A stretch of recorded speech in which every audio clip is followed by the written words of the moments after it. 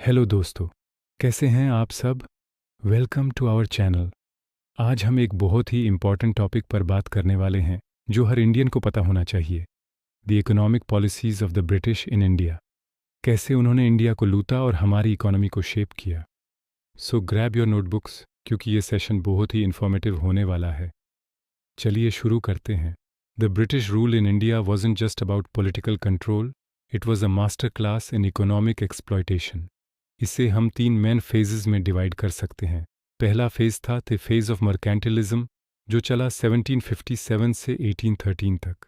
इस दौरान east India company का में एम था इंडिया से रॉ मटेरियल्स खरीदना और उन्हें ब्रिटेन भेजकर मुनाफा कमाना। उन्होंने इंडिया के वीवर्स और आर्टिजन्स को फोर्स किया कि वो अपना माल सस्ते दामों पर सिर्फ कंपनी को ही बेचें। कंपनी ने पॉलिटिकल पावर का यूज़ करके इंडियन ट्रेडर्स को एलिमिनेट कर दिया और मार्केट पर पूरा कंट्रोल कर लिया।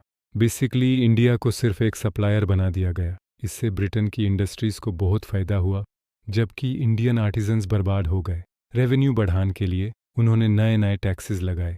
ये था पूरा वन वे ट्रेड जहां सारा फ़ायदा सिर्फ ब्रिटेन का था। इसके बाद आया न्यू एरा, जिसे हम कहते हैं the phase of free trade. ये चला 1813 से 1858 तक। 1813 में एक चार्टर एक्ट पास हुआ जिसने ईस्ट इंडिया कंपनी की ट्रेड मोनोपोली ख़त्म कर दी। अब दूसरी ब्रिटिश कंपनीज भी इंडिया में ट्रेड कर सकती थी। नाम तो फ्री ट्रेड था, लेकिन ये सिर्फ ब्रिटिश गुड्स के लिए फ्री था। इंडिया में बनी चीज़ों पर ब्रिटेन में हेवी इंपोर्ट ड्यूटीज़ लगाई जाती थी। इसका नतीजा, इंडिया जो कभी अ टेक्सटाइल पावर हाउस था, अब ब्रिटिश मशीन मेड गुड्स का डंपिंग ग्राउंड बन गया। मैनचेस्टर में बने कपड़े इंडियन मार्केट्स में भर गए। हमारे वीवर्स और स्पिनर्स का काम छिन गया, जिसे हम डी इंडस्ट्रियलाइजेशन के नाम से जानते हैं। रेलवेज़ का डेवलपमेंट भी इस फेज़ में शुरू हुआ, लेकिन इसका प्राइमरी पर्पस ब्रिटिश गुड्स को इंडिया के इंटीरियर तक पहुंचाना और रॉ मटेरियल्स को पोर्ट्स तक लाना था। तीसरा और आखिरी फेज़ था the phase of finance imperialism, जो 1858 से शुरू हुआ और आज़ादी तक चला। इस दौरान ब्रिटेन ने इंडिया में बड़े पैमाने पर कैपिटल इन्वेस्ट करना शुरू किया। ये इन्वेस्टमेंट रेलवेज़, प्लांटेशंस, माइंस और बैंकिंग सेक्टर्स में किया गया। देखने में तो ये डेवलपमेंट लगता है, लेकिन इसका सारा प्रॉफिट वापस ब्रिटेन ही जाता था। इंडियन टैक्स पेयर्स के पैसे से ब्रिटिश इन्वेस्टर्स को गारंटीड हाई रिटर्न्स दिए जाते थे। इंडिया पर ब्रिटिश गवर्नमेंट का डेट बढ़ता गया। इंडिया को ब्रिटेन के इंडस्ट्रियल डेवलपमेंट के लिए एक फाइनेंशियल कॉलोनी बना दिया गया था। मैनेजमेंट और हायर पोस्ट्स पर सिर्फ ब्रिटिशर्स होते थे और इंडियंस को केवल लो पेइंग जॉब्स मिलती थी। अब बात करते हैं एक और क्रूशियल पॉलिसी की, लैंड रेवेन्यू पॉलिसी।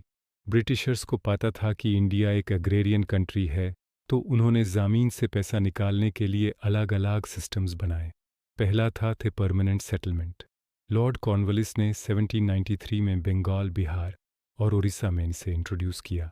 इस सिस्टम में ज़मींदार्स को ज़मीन का मालिक बना दिया गया और उन्हें एक फिक्स्ड अमाउंट, मतलब परमानेंट रेवेन्यू, कंपनी को देना होता था। ज़मींदार्स किसानों से कितना भी रेंट वसूल सकते थे। इससे कंपनी को एक फिक्स्ड इनकम मिलने लगी, लेकिन किसानों का बहुत ज़्यादा शोषण हुआ। ज़मींदार एब्सेंटी लैंडलॉर्ड्स बन गए जो शहरों में रहते थे और किसानों की हालत से उन्हें कोई मतलब नहीं था। दूसरा सिस्टम था रायोटवारी सिस्टम। ये थॉमस मनरो ने 1820 में मद्रास, बॉम्बे और असम के कुछ हिस्सों में शुरू किया। यहाँ रायोट यानी किसान को ज़मीन का मालिक माना गया और वो डायरेक्टली गवर्नमेंट को टैक्स देता था। सुनने में ये अच्छा लगता है, लेकिन इसमें रेवेन्यू रेट्स बहुत हाई थे, लगभग 52% तक, और रेवेन्यू फिक्स नहीं था, हर 20-30 साल में बढ़ा दिया जाता था। किसान टैक्स न दे पाने पर उनकी ज़मीन छीन ली जाती थी। इससे किसान मनी लेंडर्स के जाल में फंस गए। तीसरा था महलवारी सिस्टम। इसे 1822 में नॉर्थ वेस्ट प्रोविंसेस, पंजाब और सेंट्रल इंडिया में इंट्रोड्यूस किया गया। यहाँ महल यानी पूरे गांव या ग्रुप ऑफ विलेजेस से एक साथ रेवेन्यू कलेक्ट किया जाता था। गांव का हेडमैन या लंबरदार रेवेन्यू कलेक्ट करके कंपनी को देता था। इसमें भी टैक्स रेट्स बहुत हाई थी और इससे भी किसानों पर बहुत बोझ पड़ा। इन तीनों सिस्टम्स का अल्टीमेट गोल एक ही था, इंडिया से मैक्सिमम रेवेन्यू एक्सट्रैक्ट करना। तो इन सब पॉलिसीज़ का इंडियन इकोनॉमी पर क्या असर पड़ा, इसे हम इम्पैक्ट ऑफ ब्रिटिश पॉलिसी कहते हैं। सबसे बड़ा इम्पैक्ट था डी इंडस्ट्रियलाइजेशन। हमारे ट्रेडिशनल हैंडीक्राफ्ट्स और टेक्सटाइल इंडस्ट्री पूरी तरह से तबाह हो गई। इंडिया जो एक एक्सपोर्टर था, अब फिनिश्ड गुड्स का इंपोर्टर बन गया। दूसरा, एग्रीकल्चर का कमर्शियलाइजेशन हुआ। ब्रिटिशर्स ने किसानों को कैश क्रॉप्स जैसे इंडिगो, कॉटन और जूते उगाने के लिए फोर्स किया, फूड क्रॉप्स की जगह। इससे देश में फूड शॉर्टेज हुई और भयानक फैमीन्स आए। तीसरा, पॉवर्टी और फैमीन्स बढ़ गए। ब्रिटिश पॉलिसीज़ ने इंडिया की वेल्थ को ड्रेन किया और लोगों को गरीबी में धकेल दिया। और यही से कॉन्सेप्ट निकालता है ड्रेन ऑफ वेल्थ थ्योरी का। इस थ्योरी को सबसे पहले दादा भाई नौरोजी ने अपनी book poverty and un British rule in India में बताया। उन्होंने समझाया कि कैसे ब्रिटेन इंडिया की वेल्थ को सिस्टमैटिक तरीके से ड्रेन कर रहा था। ये ड्रेन होम चार्जेस के रूप में होता था, जिसमें ब्रिटिश ऑफिशियल्स की सैलरीज, पेंशन्स, वॉर एक्सपेंसेस और ब्रिटिश इन्वेस्टमेंट्स पर प्रॉफिट शामिल था। यह सारा पैसा इंडिया से ब्रिटेन जा रहा था और बदले में इंडिया को कुछ नहीं मिल रहा था। ये एक तरफा ट्रांसफ़र था जिसने इंडिया को आर्थिक रूप से खोखला कर दिया। आरसी डट जैसे नेशनलिस्ट्स ने भी इस थ्योरी को सपोर्ट किया और लोगों को ब्रिटिश एक्सप्लॉयटेशन के बारे में जागरूक किया। तो दोस्तों, ये थी आधी अधूरी कहानी कि ब्रिटिश ने कैसे हमारे देश को आर्थिक रूप से कमज़ोर किया। उनकी पॉलिसीज़ का असर आज भी हमारी इकॉनमी पर कहीं ना कहीं दिखता है। इस टॉपिक को समझना बहुत ज़रूरी है ताकि हम अपने इतिहास से सीख लें और एक बेहतर भविष्य बना सकें।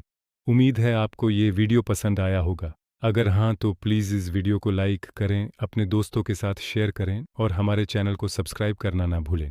कमेंट सेक्शन में बताएं कि आप अगला वीडियो किस टॉपिक पर देखना चाहते हैं। मिलते हैं अगले वीडियो में, तब तक के लिए जय हिंद।